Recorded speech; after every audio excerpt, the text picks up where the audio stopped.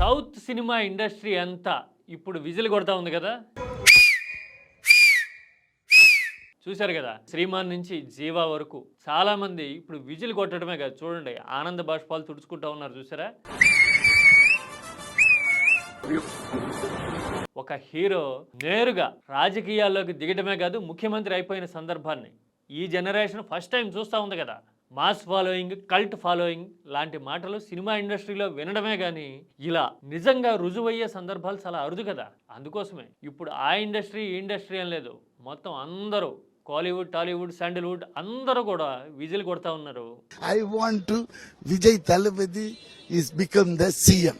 Vijay party సింబల్ని celebrate చేస్తూ ఉన్నారు. నాకైతే ఇది రేర్ అకేషన్ అనిపించింది. ఎందుకని చాలామంది సినిమా హీరోలు రాజకీయాల్లోకి వస్తున్నారు, ఎమ్మెల్యేలుగా గెలుస్తూ ఉన్నారు, కొంతమంది అయితే మంత్రులు కూడా అవుతున్నారు కదా. కానీ సినిమా ఇండస్ట్రీ బాహాటంగా అలాంటి విజయాలను ఎప్పుడు సెలబ్రేట్ చేయాల.